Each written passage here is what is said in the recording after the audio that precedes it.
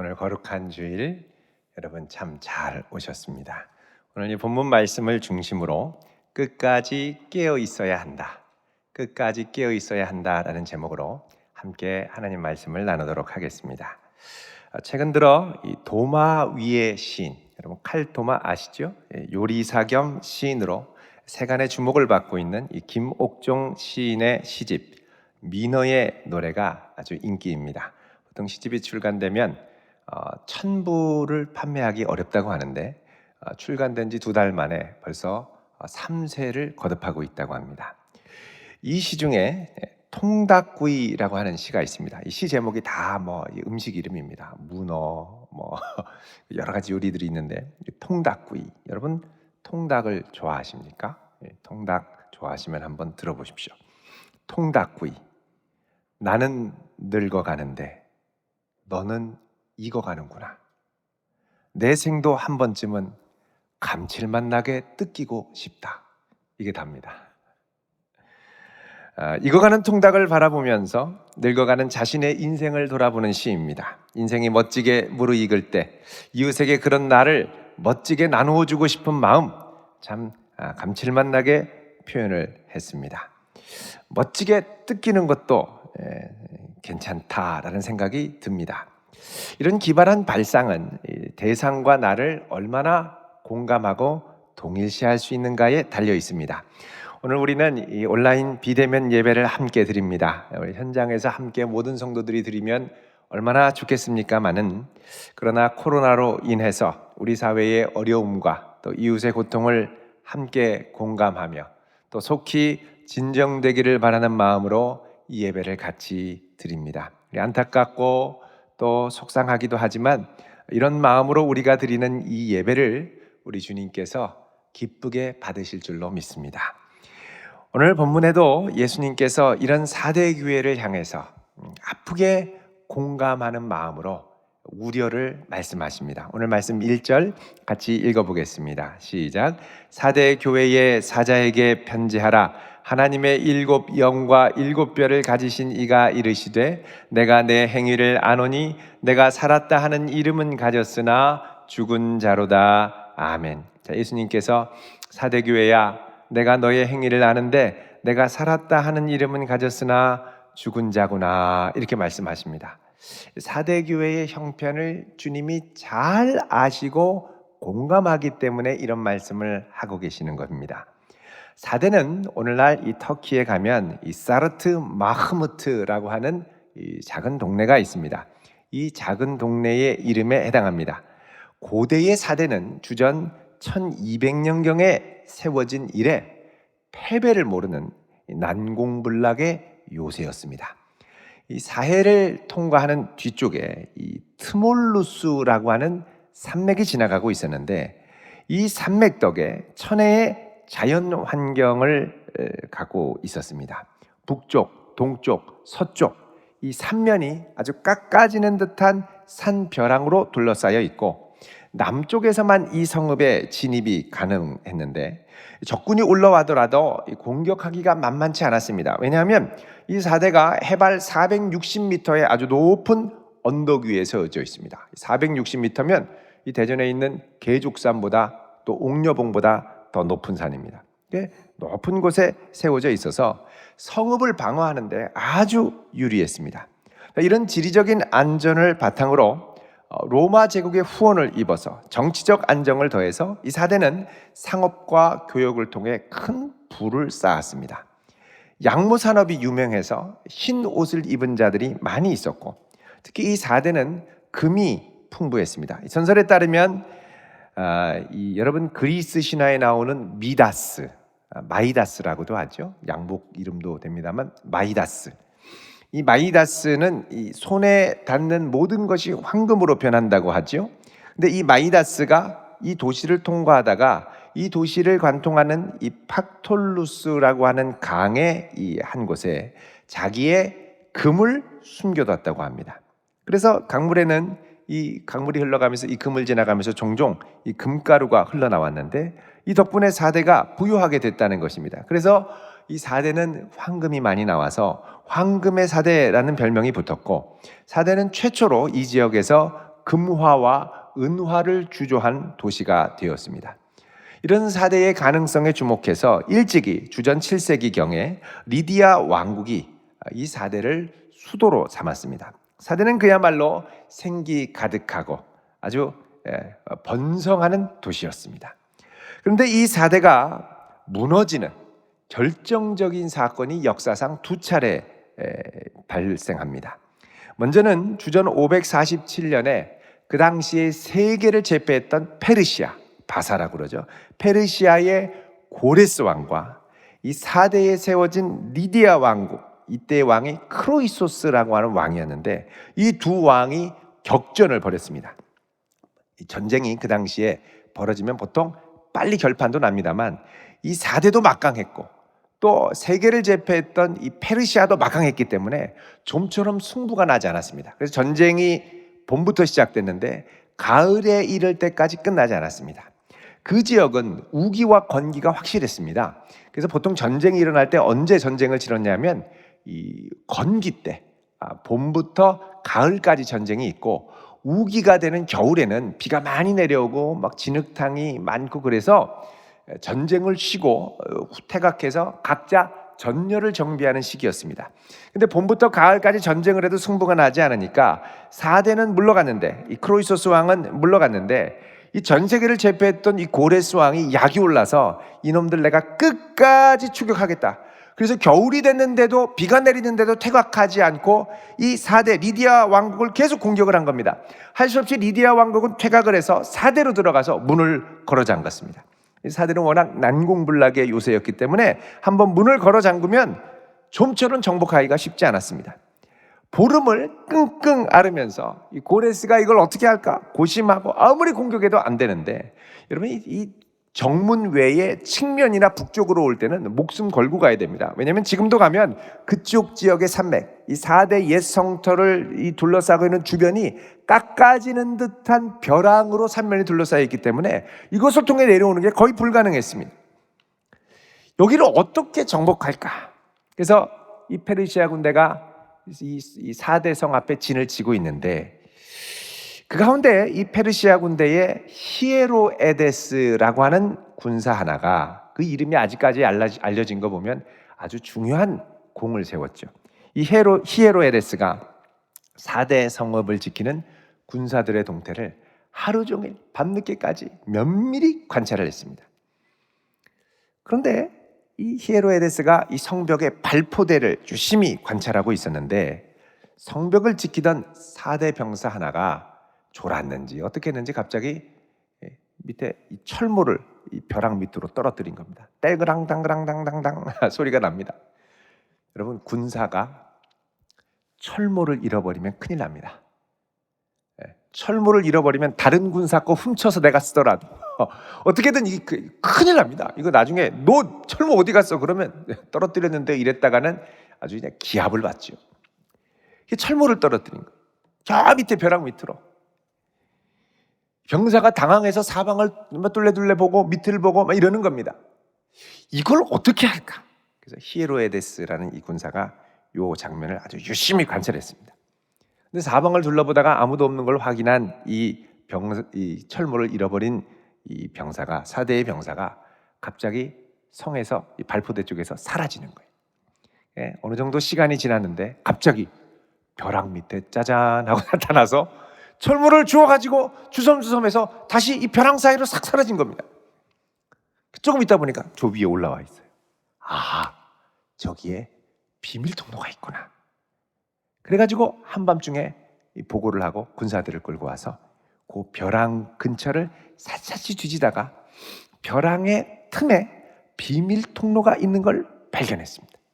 그래서 거기를 통해서 쫙 올라가서 발포대를 딱 들어가 봤더니 거기에 이제 군사들이 있을 줄 알았는데 군사들이 아무도 없었습니다. 그러니까 여기는 워낙 안전하다고 생각하니까 병사 자체가 아예 배치를 하지 않은 겁니다. 전부 정문 방어 이것만 생각을 한 거죠. 그래서 이 히에로에데스가 몰래 잠입해서 한밤중에 가서 4대의 성읍문을 열어놨습니다. 결국 4대는 주전 546년에 이 페르시아에 의해서 포위당한 지 보름 만에 함락되고 말았습니다. 이게 그 당시에 헬라 세계에 엄청나게 충격적인 소식이었습니다. 그래서 그 이후로 4대를 함락시켰다라는 말은 불가능한 일을 이루었다라는 의미를 뜻하는 속담처럼 사용이 될 정도였습니다. 자, 이렇게 사건이 일어난 지 300년이 지났습니다. 4대가 무너졌을 때는 비밀 통로가 있더래 막 하면서 한참 소문이 났겠죠. 300년이 지나면 잊혀질 때가 됐습니다. 주전 214년 이 지역은 그 당시에 이 지역을 통치했던 이스라엘을 포함해서 소아시아까지 전체를 관할했던 안티오커스 에피파네스, 수리아라고 하는 나라입니다. 원래 이 알렉산더가 전 세계를 통일한 이후에 알렉산더 이후에 사후에 알렉산더가 젊은 나이에 죽죠. 사후에 나라가 이 제국이 전 세계로 양분이 되는데 그 중에 하나가 프톨레미 왕조, 애굽을 중심으로 한, 또 하나는 이 아시아와 이 시리아 지역을 중심으로 한 수리아 왕국, 이렇게 해서 양분이 됩니다. 근데 이 수리아 지역을 통치하던 이 안티오코스 에피파네스 3세가 있었는데 그 당시에 이제 4대를 지배했었습니다. 근데 4대가 더 이상 이 학정을 못 견디겠다 하고 이 안티오코스 에피파네스의 반기를 들죠. 그래서 수리아 군대가 이곳을 다시 진압하기 위해서 4대로 진격을 합니다. 근데 4대 진격은 정말 공격하는 게 어려운 거예요. 한번 문을 걸어 잠그니까 공격을 못 합니다. 뚫리지가 않는 겁니다. 그래서 1년을 이 지역의 성읍을 빙빙 둘러싸서 포위만 했지 타격을 입히지 못했던 겁니다. 자, 그런데 이때 이 발포대를 또 관찰했던 군사가 있었습니다. 이 군사 이름이 라고라스라고 하는 군사였는데 이 군사가 또 발포대에서 병사가 사라지는 걸 보고 바위 틈에 있는 비밀 통로를 또 발견했습니다. 그래서 그날 밤에 15명의 특공대원들이 이 비밀 통로를 통해서 4대 성읍에 있는 이 발포대에 진입을 했습니다. 발포대에 진입해 보니까 300년 전과 똑같은 상황인 거예요. 거기가 이 보초가 지키고 있어야 되는데 보초가 아무도 없었던 거예요. 안전하다고 믿어서 보초를 아예 세우지 않았고 전부 정문 방어만 하고 있었던 겁니다. 결국 특공대원들은 군사들이 방심하고 잠들어 있는 틈을 타서 4대 성읍의 문을 열어놨고 결국 이들이 무너지고 말았습니다. 건강하게 살아있다고, 우리는 튼튼하다고, 끄떡없다고, 아무 문제 없다고 자부했지만 방심을 했고 작은 틈이 있는 순간 적군이 이 틈을 타고 4대를 무너뜨리는데 성공한 것입니다. 전에 베트남 축구의 국민 영웅으로 존경받던 이 박항서 감독, 이분이 베트남과 이라크의 이 국제 경기 가운데 경기 종료 직후에 아주 이례적으로 물통을 걷어차서 분노를 표출한 거죠. 해외 토픽에 소개된 적이 있었습니다. 평소에 이 온화하고 선수와 아주 친화적이었던 박항서 감독이 이렇게 갑자기 강렬한 분노를 터뜨린 이유가 무엇일까요? 그것은 베트남 선수들이 전력에 있어서는 한 수 위라고 평가받던 이라크 선수들과 아주 대등한 경기를 시종일관 펼치다가 경기 막판 1분을 남겨놓고 집중력을 잃어버리고 프리킥을 허용했기 때문입니다. 베트남은 이 프리킥으로 극적인 패배를 당했습니다. 그대로 조금만 더 버티기만 했어도 승점을 획득할 수 있었는데 1분을 남겨놓고 버티지 못하고 무너져 버린 겁니다. 박항서 감독이 나중에 언론에 그 자신이 분노했던 이유를 밝혔습니다. 그 뭐냐? 이게 선수들이 실력이 없어서 분노한 게 아니라 끝까지 집중하지 못하고 이제 경기 얼마 남지 않았다, 이제 좀 있으면 끝난다 하는 마음으로 산만하게 전열이 흩어져 있었더라는 것입니다. 선수들은 산만했고 골키퍼도 제 위치를 지키지 못했고, 그러니까 끝까지 집중력을 지키지 못했던 것에 분노한 겁니다. 그 경기 막판 되면 얼마나 지치겠습니까? 그러니까 막 이게 막 흐트러진 거예요. 끝까지 집중력을 잃지 말고 깨어 있어야 되는데 그러지 못해서 한순간에 무너져 내린 것을 보고 안타까워하고 분노했던 것입니다. 자, 이것은 4대 교회에 있어서도 마찬가지였습니다. 역사 기록에 따르면 이 사대 교회는 바울의 제자였던 클레멘트라고 그러죠. 클레멘트가 목회를 했던 교회입니다. 여러분 빌립보서 4장 3절을 잠깐 찾아보십시오. 자, 우리 같이 읽겠습니다. 시작.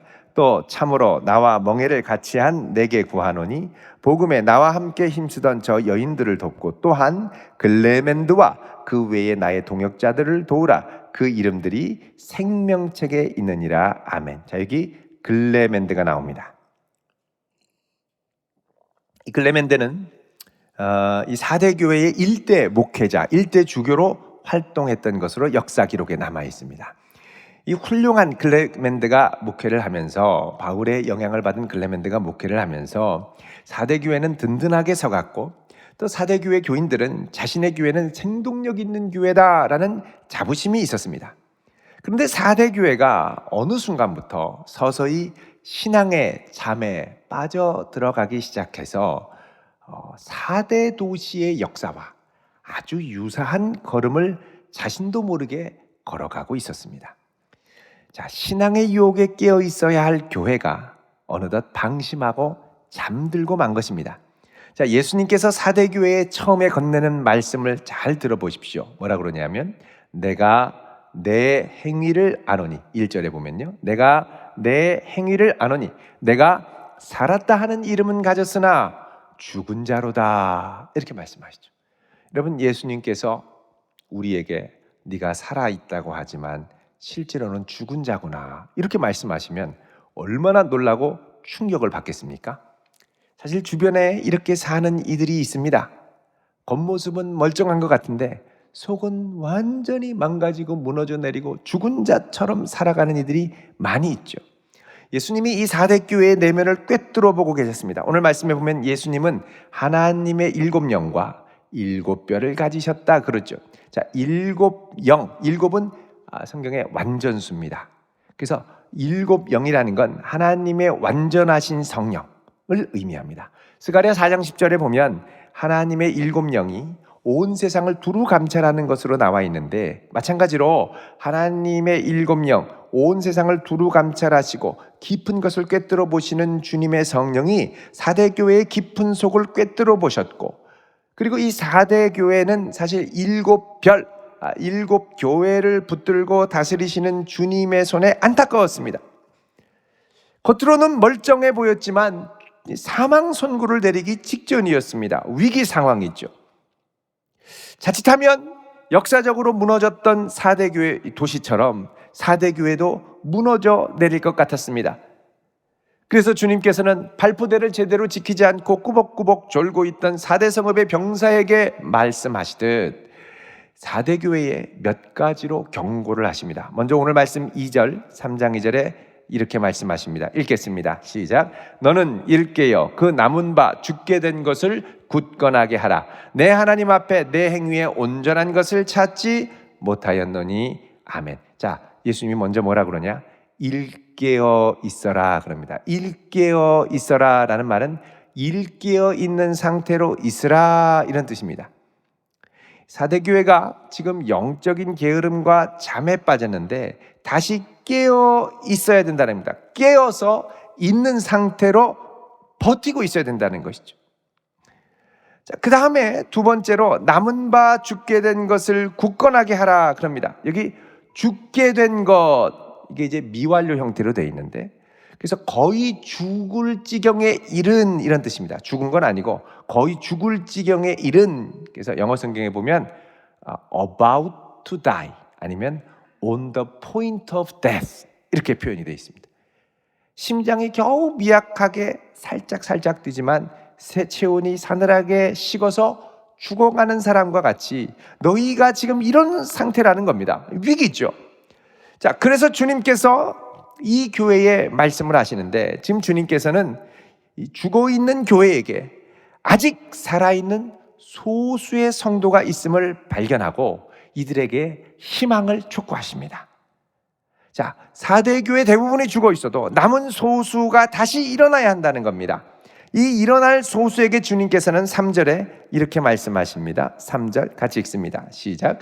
그러므로 내가 어떻게 받았으며 어떻게 들었는지 생각하고 지켜 회개하라. 만일 일깨지 아니하면 내가 도둑같이 이르리니 어느 때에 내게 이르는지 내가 알지 못하리라. 아멘. 자, 내가 어떻게 받았으며 어떻게 들었는지를 생각하라 그러죠. 여기 생각하라라는 말, 헬라어로 무네모뉴에라고 하는 단어는 기억하라, remember가 더 정확한 표현입니다. 기억하라. 무엇을 기억하느냐? 교회가 받았던 것, 들었던 것.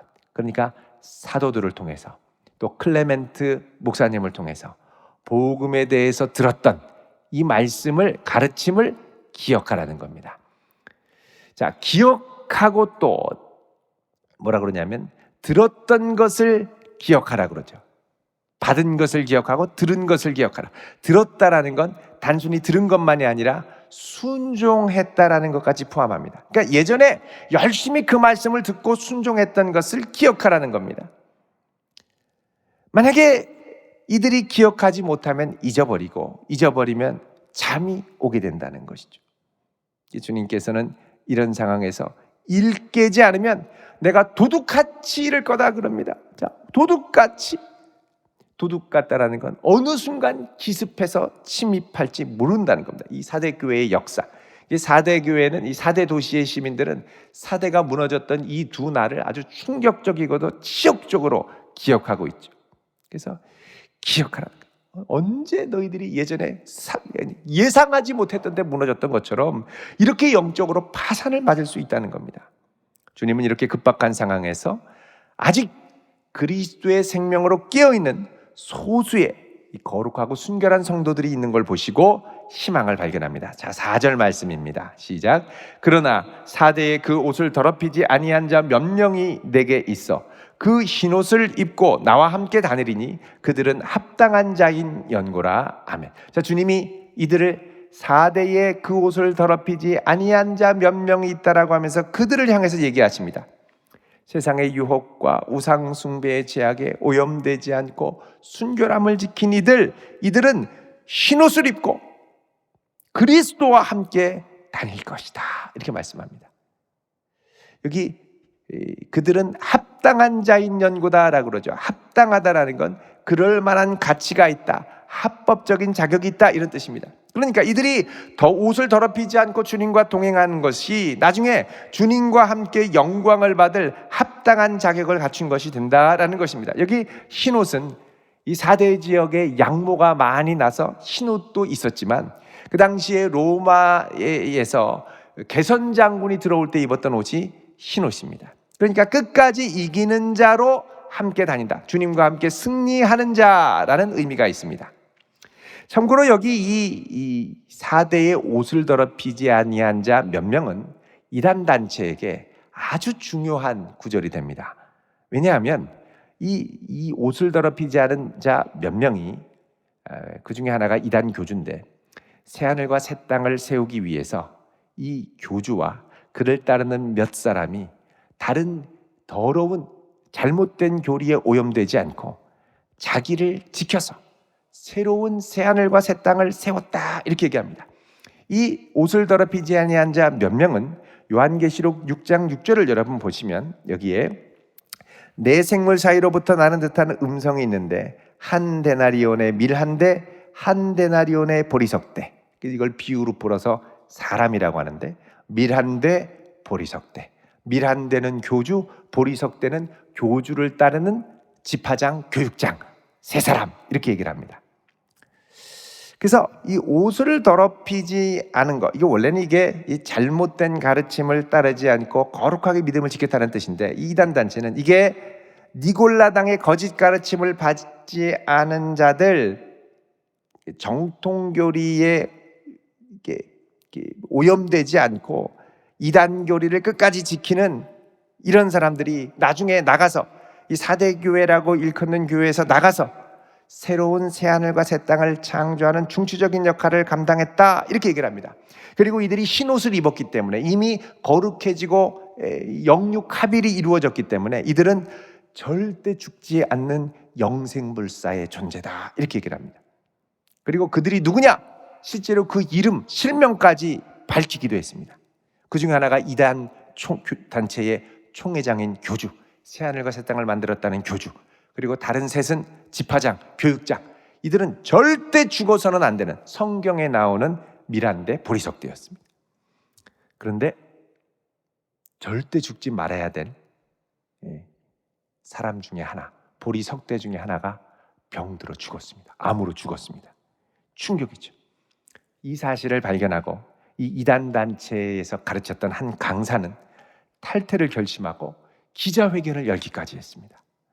2일 후에 이 단체는 이 여파를 생각해서 흰옷 입은 몇 사람, 미란데 보리석대가 누구다라고 이름을 밝혔던 실상을 싹 감추고 바꿨습니다. 이름을 싹 지워버렸어요.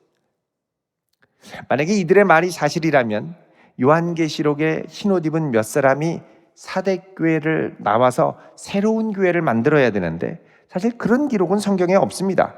역사적으로 사대교회는 바울의 동역자였던 글레멘드가 목회했었죠. 그렇다면 사도 요한이나 글레멘드가 사대교회에서 나와서 또 다른 무엇인가를 만들어야 된다는 겁니다. 성경은 절대 그렇게 말씀하지 않습니다.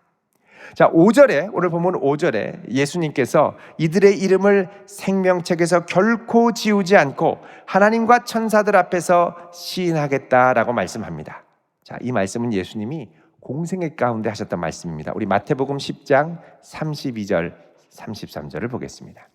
같이 읽어보겠습니다. 시작.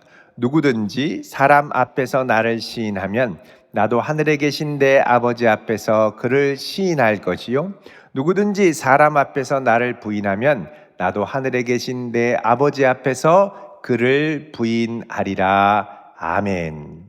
자, 여기 보면 예수님을 어디에서든지 부인하지 않고 인정할 때 우리 주님께서 인정하실 것이다 이렇게 말씀합니다.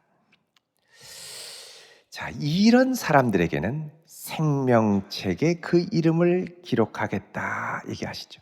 그리고 지우지 않겠다라고 얘기하십니다.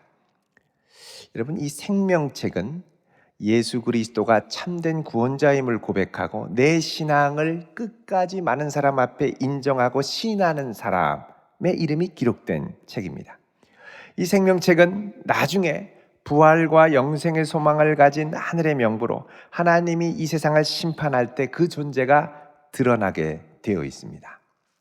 그런데 이단 단체는요, 이게 자기네 단체에 있는 교족부가 생명책이다. 그래서 이 교족부에서 너희들이 나가서 이름을 지우면 영생을 잃어버린다. 그리고 두려움을 주고 협박을 합니다. 그런데 진짜 생명책은 하늘에 계신 하나님 보좌 앞에 있는 책이 생명책입니다. 다른 생명책은 없습니다. 자, 요한계시록 20장에 보면 생명책의 존재가 드러납니다. 여러분 한번 보십시오. 요한계시록 20장 11절에 보면 크고 흰 보좌와, 자 20장에 크고 흰 보좌는 하나님이 앉아 계신 심판의 보좌입니다. 이때 하늘과 땅이 그 앞에서 피하여 간데 없더라. 하늘과 땅이 사라지고 옛 하늘과 옛 땅이 사라지고 이제 새 하늘과 새 땅이 시작이 될 텐데, 시작은 21장 1절에 새 하늘과 새 땅이 시작이 되죠. 그 사이에 하나님이 온 세상을 심판하시는데 이때 12절에 죽은 자들이 하나님 앞에 다 나와서 심판을 받는데 그때 책들이 펴 있고 또 다른 책이 펴져 있습니다. 12절에 곧 생명책이다 그렇게 얘기를 합니다. 이 생명책이 기록되지 않으면 다 지옥불에 떨어지게 되죠. 그래서 이 생명책은 나중에 하나님께서 백보자, 크고 흰 보좌 앞에 심판을 할 때 영생과 불못을 가르는 결정적인 근거가 됩니다. 그러니까 이런 생명책을 어떻게 이단 단체의 교족부라고 할 수 있느냐라는 것입니다. 자, 주님께서는 사대교회에 남아있는 이 소수의 흰옷 입은 이기는 자들에게 소망을 두십니다. 이들이 다시 교회를 일깨우고 믿음의 싸움에서 승리하기를 원하십니다. 그리고 이들을 통하여 온 교회가 일어나기를 원하십니다. 그동안 받았던 가르침, 말씀을 기억하고 회개하고 다시 결단해서 순종할 것을 말씀하십니다. 여러분, 지금 나의 영적 상태는 어떻습니까? 신앙생활을 오래 했다고 자부하지만 또 대전도안교회를 다니는 성도라고 자부하지만, 또 직분자라고 자부하지만, 혹시 이름만 직분자고 영혼은 잠들어가고 있지는 않습니까? 살았다고 하지만 속으로는 죽어가고 있지는 않습니까? 자, 요즘같이 어려운 때에 이 악한 마귀가 호시탐탐 성도 주위를 어슬렁거리면서 우리가 잠들 때를 기다리고 있습니다. 깨어나지 않으면 방심하는 한순간에 한 방의 사대가 무너졌던 것처럼 우리도 한 방에 무너질 수 있습니다. 믿음이 한 방에 무너질 수 있습니다. 그 한 방이 공격하고 들어올 틈을 주지 말기를 바랍니다. 끝까지 버티고, 끝까지 나를 지키고, 끝까지 내 마음을 지켜야죠. 요즘 코로나로 인해서 우리가 예배도 이제 온라인으로, 비대면으로 전환을 합니다. 이때도 마음을 잘 이렇게 추스려야 됩니다. 여러분, 집에서 온라인 예배 드릴 때 공간을 잘 구별할 수 있기를 바랍니다. 예배 드릴 때 옷도 잘 차려서 입고 주일에 예배 드리는 마음으로 경건하게 앉아서 단정하게 옷을 차려입고 화면을 보고 같이 가족들이 잘 앉아서 예배를 드릴 수 있으면 좋겠습니다. 예배를 드리는데 원래 집은요, 여러분, 공간이 주는 힘이 있습니다. 우리가 성전에 모여서 예배할 때에 이 공간이 주는 성전의 힘이 있죠. 집은 어떤 공간이냐? 쉬는 공간입니다. 쉬는 공간에서 TV를 통해 또 컴퓨터 화면을 통해 예배를 드리는 게 사실은 익숙했던 나의 정서를 이제 저항하는 일이기도 합니다. 왜냐하면 집에서는 늘 쉬고 있었기 때문에, 여러분 보통 집에서 텔레비 틀고 볼 때는 정장을 입고 단정하게 보지 않죠. 누워서 간식을 먹으면서 느슨하게 보십니다. 그러니까 이게 휴식의 공간이었었는데 이제 어쩔 수 없이 비대면으로 전환하면서 하나님께 예배를 드릴 때 익숙했던 마음으로 드리면, 예배를 드리는데 누워서 TV 보듯 드리면 이제 위기인 거예요. 그래서 마음을 잘 추스려서 정말 이곳에서 함께 계시는 주님께 마음을 다해서 예배하고, 우리 자녀들도 함께 그런 경건한 마음으로 예배를 드릴 수 있도록 격려할 수 있기를 바랍니다. 그리고 이럴 때일수록 우리가 마음을 더욱 깨어서 기도의 자리로 나와야 됩니다. 지금 이제 이 코로나가 지속되면서 코로나 블루, 이 코로나로 인한 상실감과 우울감과 외로움과 이런 것들이 막 절망감, 또 이 사람들이 움직이지 않으니까 사업을 하거나 장사를 하시는 분들은 힘들죠. 막 이렇게 막 짓눌리는 느낌. 여기에 이제 압도될 수가 있다는 겁니다. 그럼 우리가 깨어서 무릎을 꿇고 기도하며 주의 도움을 간절히 구해야죠. 자, 우리가 내일부터 또 온라인 새벽 기도를 합니다. 원래는 온라인으로 하려다가 이제 코로나가 이 지역에 아주 급속히 번지면서 온라인으로만 우리가 예배를 드리는데, 여러분 이때도 집에서 벌떡 일어나서 예배 드리시길 바랍니다. 침대에서 알람 울리자마자 틀어놓고 비몽사몽간에 막 주님께 직접 가서 만나려고 잠자리를 청하시는 분도 있을 수 있는데, 깨서 10분 전에 깨서 세수하고 잘 준비해서 예배를 드려야죠. 내가 처음 복음을 듣고 살아났던 때를 기억하기를 바랍니다. 내가 어떻게 주님을 뜨겁게 사랑하고 섬겼었는가, 그때를 기억하고 떠올릴 수 있기를 바랍니다. 그래서 그 열정을 갖고 다시 순결하고 거룩한 능력을 회복해서 이 어려운 때도 끝까지 주님을 붙들고 세파에 물들지 않고 깨끗한 마음과 옷을 입고 주님을 바라며 나아가는 그런 성도 될 수 있기를 바랍니다. 한 번뿐인 우리의 인생이 이 어려운 시기를 지날 때 아까 읽었던 통각구이의 시처럼 우리 주님 앞에 감칠맛 나게 쓰임받고 드려지는 귀한 역사를 맛보기를 우리 주님의 이름으로 축원드립니다. 기도하겠습니다. 할렐루야. 거룩하신 아버지 하나님, 저희들 사대교회의 성도와 같이 살아있다 하는 이름은 있으나 죽은 자가 아닌지 겸손히 돌아봅니다. 주여, 거룩한 옷을 입고 끝까지 주님을 따라다니며 주님께 영광 돌리며 깨어있는 성도로 이 어지럽고 혼란한 위기의 시기를 이겨나가는 지혜로운 자녀들이 되게 하옵소서. 예수님의 이름으로 기도하옵나이다. 아멘.